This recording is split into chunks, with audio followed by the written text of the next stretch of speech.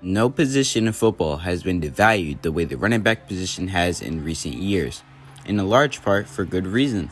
With passing taking such a precedent, teams opting for a committee approach to the point where the days of running backs going top 10 or even top 30 in the draft is starting to become unlikely.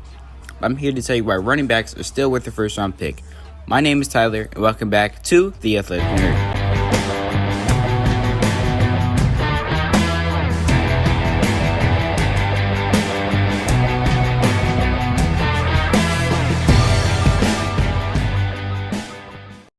Why you shouldn't. The reasoning of why you shouldn't is pretty clear. You're guaranteed to get hit on every play as a running back, mostly by 300-pound linemen and bloodlusted linebackers, which makes them more injury prone than a wide receiver and definitely a quarterback. But besides that, they're considered bottom 3 in value on the offense side of the ball, and probably bottom 5 in considering offense and defense. And it's also just one of the most replaceable positions in football. How often do we see guys from late round draft pick or even undrafted sources? Especially if you're looking for a scheme-specific or a role-specific running back like a lot of teams are nowadays with committees. The drop-off in quality of player, value, and price saved on the second contract, or even just in draft value contract, is among the lowest of all positions at the running back position. Around 3 tackle versus around 1 tackle in a lot of these other positions is the difference between a day 1 starter and a 50-50 shot between a developmental starter and a depth player. While at running back, you can easily find a starter either way. And of course, running back is constrained by so many variables like offensive line, scheme, and aforementioned health. Why you should? I think you should without a doubt because running back is one of the safest positions to draft when evaluating. Your top tier guys every year tend to be at least starting caliber unless they immediately deal with injury. It gets to a certain point if you're betting on offensive tackle 5, cornerback 4, etc. versus running back 1. There's a good chance that you're getting higher value on the rookie deal versus those guys since they are likely a higher risk. And some positions tend to take a longer developmental curve, or running backs tend to shine bright and early, then decrease later on. So you're going to get a lot of value at the rookie contract, second contract. That's a different conversation. That's a different video. And how many times do we look back and running back as a top 32 player in the draft as a whole? Top 20, a decent bit. The main point is in the running back debacle is that I wouldn't pay running back over X amount. Well, then the price you really want is the value of that rookie contract anyway. This means there are rare but very clear instances of why running backs should go in the first round. And it's easy to build an offense around a running back who's getting 20 plus to 30 touches a game can generate a majority of the offense's yards. Now, when in the first round should you draft one of these running backs? It's a weird scenario where I'm not saying throw value out of the window to get a guaranteed good back. No running back whatsoever should go in the top 10 besides me in most cases. I think that goes without saying. This is merely because the blue chip guy at any other position is essentially more worth it. The next 3 picks after Ezekiel Elliott, for example, are Jalen Ramsey, Ronnie Stanley, and DeForest Buckner. All top 3 guys at their respective positions, and you could easily say that they're more valuable to their teams than Ezekiel Elliott is. The next year, there wasn't as much high-end talent, but Patrick Mahomes and Deshaun Watson both go picks after Leonard Fournette and Christian McCaffrey.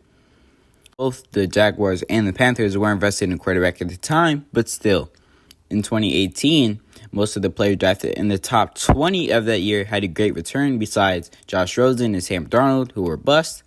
And most of those guys provided more than Saquon, even though a lot of that is because of Saquon's injuries. That's what you're signing up for when you draft a running back. And not only that, he went number 2 overall. The Giants would much rather prefer Josh Allen, Quentin Nelson, etc. at this point. But outside of the top 10, I think it's closer to fair value after most blue chip guys are gone at the most valuable positions, but even then only a certain type of running back is worth it. When I say that, I'll admit it. A lot of the running backs taken in the first are seemingly unworthy because only a certain type of back is. And they basically have to fit 2 criteria, which comes down to a common denominator. And criteria 1 is that you have to be able to generate explosive plays. The running back position is like reading books, becoming outdated because they can't compete with quick forms of gratification with shows and social media. Passing simply generates more yards on a given play with a greater chance of being a big play. You're getting the ball out to the perimeter with more space and less defenders naturally, and a good throw is the same as a handoff except it can be 20 to 60 yards down the field. The best offenses in the league rely on explosive plays. And not only that, you're just given more options on a given passing play than you are on a running play. So if you are a running back that can't provide those explosive plays, then you aren't worth the first round pick, and you won't provide as much of a threat to benefit the passing game. This makes guys like Jonathan Taylor, Derrick Henry, and Nick Chubb worth the first in hindsight because they make those explosive plays that the offense can be built around. But guys like Josh Jacobs, Clyde Edwards-Helaire, Sony Michel, and until lately even Rashad Penny simply aren't worth it. That doesn't mean that they aren't good backs, but they just don't provide the value of a first round pick.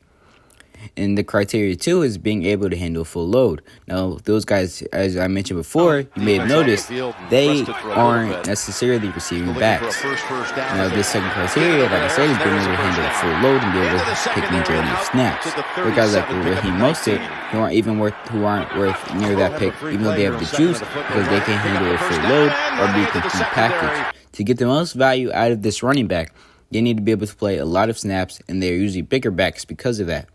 Because if your running back's playing 60% of the snaps, even if they're great, then they're not providing as much value compared to other positions, even a good or great wide receiver who can play more snaps, and definitely an offensive line who don't come out.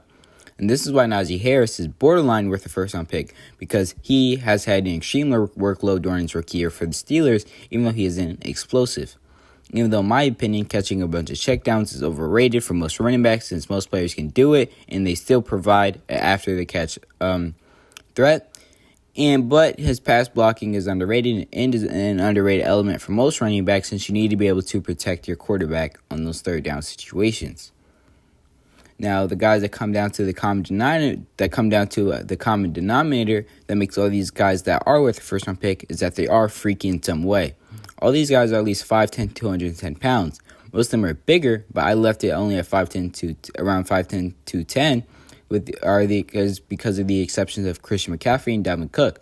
Both meet the height threshold, even though Christian McCaffrey is at 205 pounds listed. But they also all run sub 4.5s. They are all just clearly special players. Most of them dominated college football since they were very young, at 18, 19 years old, as freshmen or sophomores. And essentially, the point I'm getting at is that essentially the top 8 to 10 backs in the league were clearly outliers since their college days and clearly from their athletic profile, and were either overvalued because of receiving ability or undervalued from a lack of receiving ability, which means players like Saquon at 2 is a reach, but Saquon at 12 is a good pick. Decent pick. Zeke at 4 is a reach, but Zeke at 8 to 14, given that draft class, is more of a better pick. Jonathan Taylor and Dalvin Cook at 41, and then Derrick Henry at 45 are steals, but getting them at pick 15 to 25 are good values. And some of this varies the team draft class strength, like I said, and I mean just hiring guys obviously still in the third round. They weren't in first round consideration anyway. But this is 5 years of great play for an AAV of $4 to $6 million, which is less than what James Conner and Chase Edmonds each got this offseason, and they're both very good backs, meaning they're a top 10. So if you're getting a top 10 back at what is a perceived discount with less risk than having to pay them the high-end dollars of $13 to $15 million, then why not make that pick? Essentially the point I'm getting at. Now, what does it mean for this draft class? All the indicators point to one guy being worth the first-round pick, and that's Breece Hall. He has the measurables at 6 foot, 220 pounds, and he blew up the combine, has a pedigree over a college career. I'm not exactly the biggest fan of his running style, though, so I wouldn't take him in the first, but I definitely have an early to mid-second round grade on him, since his receiving ability is a little in question, and I don't like him as much of a pure runner. Become a Jonathan Taylor or Nick Chubb, but I think he will be a good back for a good team in the league, and is worth the second-round pick. My actual favorite back of the class is Kenneth Walker III. Also helps that both guys didn't have the best offensive lines in college, but Kenneth Walker just seems to be that guy. He's the best pure runner. I think him and Breece Hall both have the potential to be good receiving backs. Neither really got the opportunity in college. But the knock on Walker is his size. He measures more closely to Travis Etienne coming out, who I didn't think was worth the first-round pick in the first place. And I'd say Etienne was a little more explosive coming out too, and he did have more of a pedigree and better college career. So I'd take both Walker and Hall in the second round. I also just like the depth at some of the other positions in the class that I would take with that mid to late first round pick. And I think both guys will be productive from the get-go in the league, which may cause some people to think that they're very much a steal. But as you learned in this video, that is just proper value for these type of players. Unless, of course, they do become a top 8 type back in the league. And that's a closed case. This was essentially a long-winded way of saying that the can't-miss guys that come out about every other year are worth that first-round pick because of the 5-year outlook can compare favorably to other positions, giving health and a decent offensive line. But when teams reach based on need is when mistakes are made. But let me know what you think. Are the days of the bell cow simply over, or what?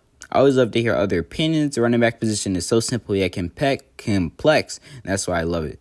Make sure to like the video, buy some sports gear, but most importantly, have a great day. So believe me when I tell you I'm on my grind for certain.